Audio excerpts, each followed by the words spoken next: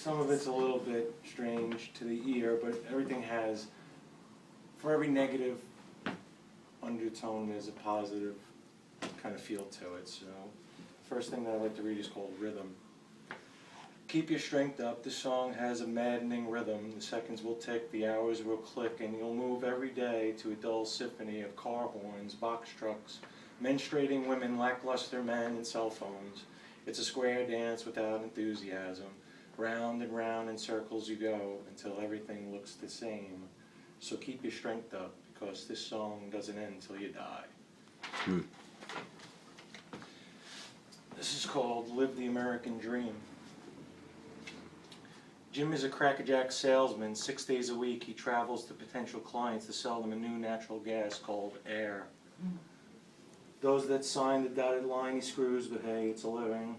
He's done well for himself, provides for his family, so on Sundays, rain or shine, he details his red Mercedes. At dawn he caresses the door handle, gets in, sniffs the interior, and starts her up. The kitten purr sends a chill to his groin. With an erection, he opens the garage door and delivers his baby from its birth canal to its playpen at the top of the driveway. He parks her under an awning, leaves and returns with a rolling cart filled with supplies to retain her beauty. He spent thousands of dollars on buckets, rags, sponges, soaps and conditioners, waxes and lubricants, Q-tips and toothbrushes, window cleaner, metal polish, leather drying towels, hoses, nozzles, and vacuums to worship her. The whole day, he cleans and talks to her, waxes and buffs her until the muscles in his arms and hands burn stiff. With a body riddled with aches and pains, he rolls up the hoses, gathers his supplies, and rolls the cart back into the garage. He changes his clothes and returns to admire her magnificence. Every week, the same regiment. The last thing Jim said to her was, "I do it all for you, honey. Don't worry, when I retire, I'll have plenty of time to take you out for a ride." A few days later, Jim died of chemical poisoning. He was 64 and a half years old. This is called Long Gone the Drums. America, I miss you. I am lonesome no more. A surrendered dear continent. To you who once coaxed miracles for immigrants. To you who once dripped saturated with honey. For all who pine in splintered forest of inflated lumber. For all twice and 3 times denied encouragement. Obsolete are we who flicker in still frames of mass media. We who languish in the mechanical graveyards of fleeting industry. Remorseful, the citizen hordes whose eternal faith summons your return. Long gone the pomp, long gone the drums of the old republic. This is serious, huh?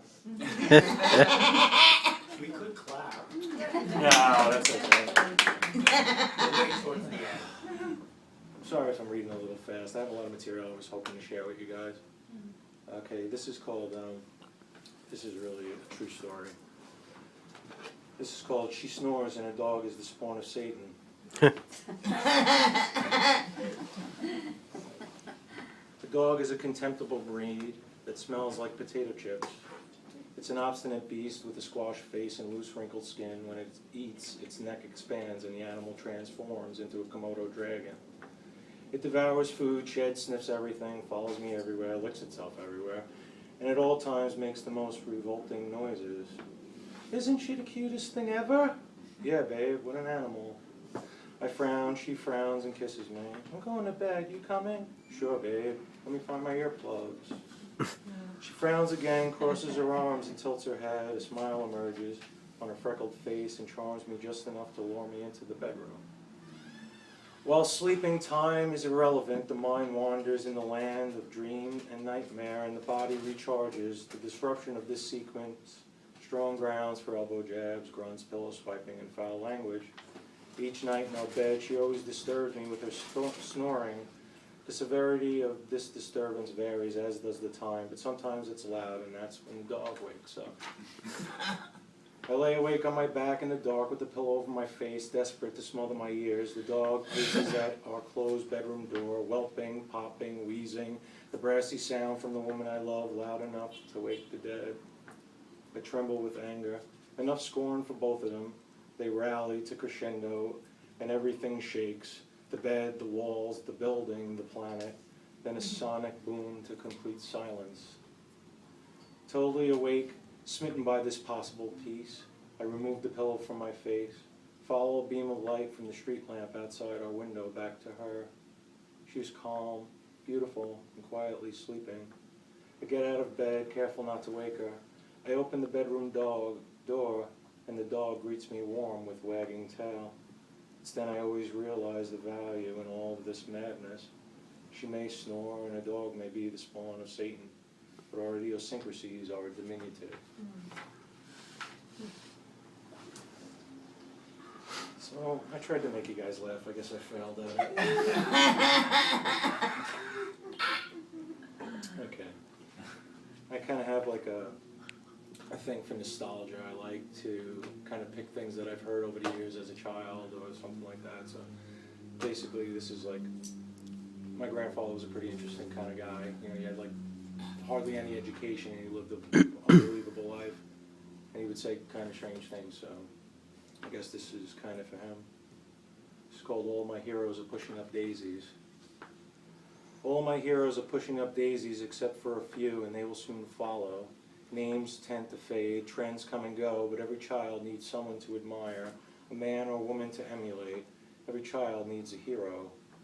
Some wear numbers, some use gloves, some use brushes, chisels, metal, and film, others poetry, prose, and song. Some lead nations, others rebellion. One is my father, and he is a king as far as my heroes go. All my heroes are pushing up daisies except for a few, and they will soon follow. To be a hero, you need two virtues, talent and weakness. And your admirers would cheer your entrance and mourn your exit. Dead or alive, their lives improved by your imprint, your number, your victories, your paintings, sculptures, and films, your poetry, prose, and song, your leadership of a nation, the liberty of your rebellion, the guidance of a mother or father. Every child needs a hero, so why can't it be you?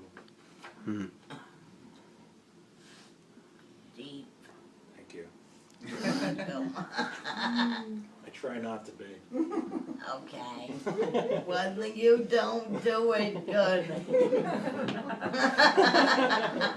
Thank you. You're welcome. Well, try this.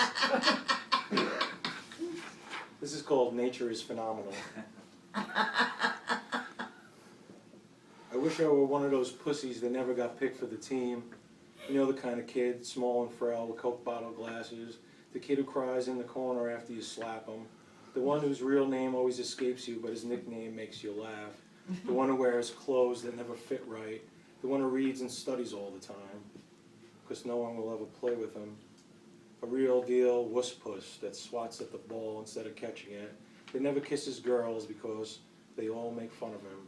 The awkward, queer, ugly duckling, peppered with pimples, his world at war with puberty. However cruel this may seem, don't worry, without fail, nature will interfere to rectify his misfortune. With the caterpillar and pupa stage behind him, you could bet your life a cocoon will open and that pussy will fly out of it, a wealthy monarch. His skin will be clear, hard as steel, and he will wear tailored clothes, contacts instead of glasses, and women will crawl on their knees to him, and he knows your name because you're the guy he looks at from his mansion window that's always picking through his garbage for the scraps. So, yeah, I guess I picked the garbage for the scraps because I was the guy that always got picked for the team, but I wish I kind of wasn't. This is called Tilling the Field. An annoying little boy lives inside of me. He has a vivid imagination, fire, and stamina. He has little time for women, less time for men, his dreams, his companions. When allowed to speak, he always embarrasses me, because with every beautiful yang that rolls from his silver tongue to my lips, a horrific yin soon follows. His intelligence and stupidity unconsciously aligned with the universe. However, little boys demand attention. There are periods in my life where I have stifled him. Irritated by this lack of affection, he hides to spite me, sometimes for days, sometimes weeks, once for 3 years. Each time I am empty without him.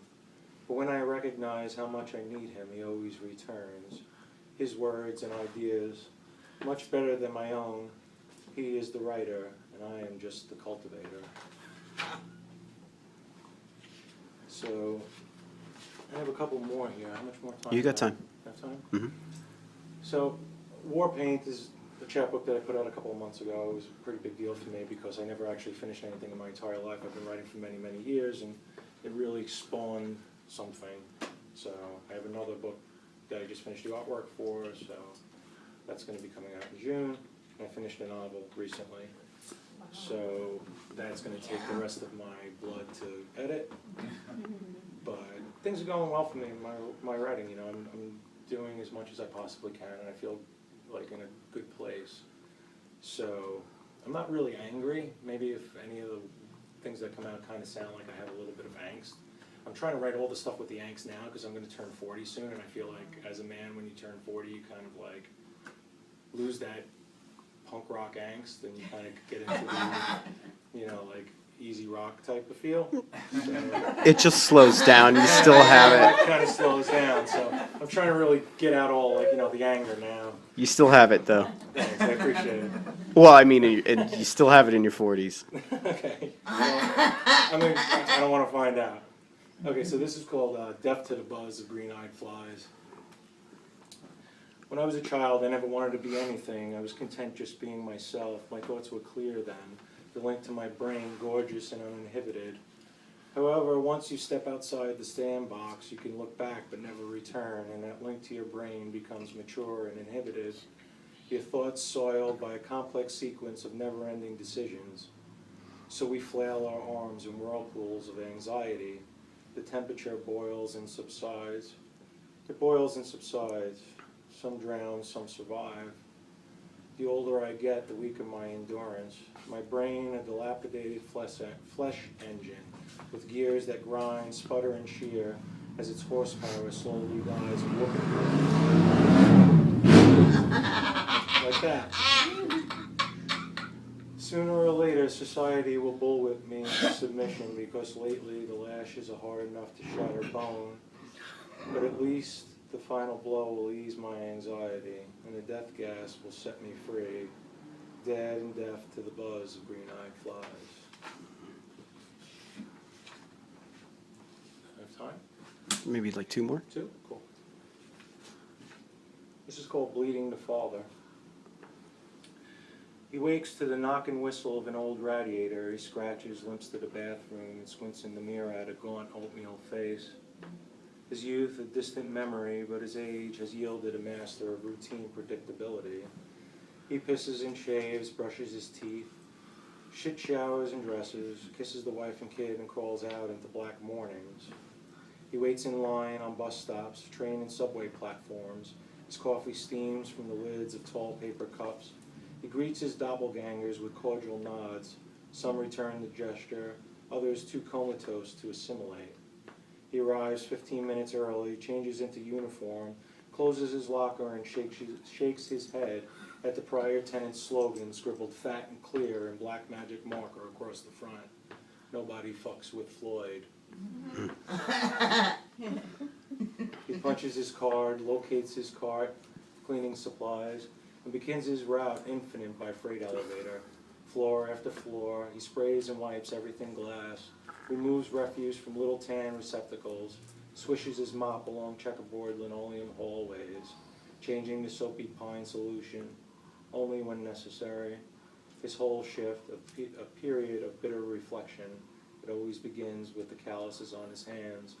Then a myriad of unanswerable questions flood his psyche. Why does my kid have to be so impossible? Can I really make it last until payday? Why does that bitch constantly clog the toilet? Why is it that bosses always laugh like madmen? And why do guns hold so many bullets when all you need is one? I have one more. I guess I have more, but I got 2. So this is called The Farewell Canon. Before I could read it, I was living in Weehawken for about 2.5 years, and getting to Weehawken, I went through a very, very, really horrible, probably the worst couple of years of my entire life, and hopefully that'll never be like that ever again. But when I left Weehawken, I took a couple of the poems from War Paint with me, and I wrote this right before I left, and it was like I needed to finish something so I could start my life here in Montclair. So this is called Farewell Canon. I can never tell when it's time to say farewell. I tend to linger in the comfort of a known environment. Fear makes one cautious of the world outside the window. Forward to me an uncomfortable direction. Even broken teeth have their roots. But when the skin no longer covers the animal, it painfully evolves or dies. So now I must evolve, endure the pain of adjustment, and never glance back at my footprints. Thank you.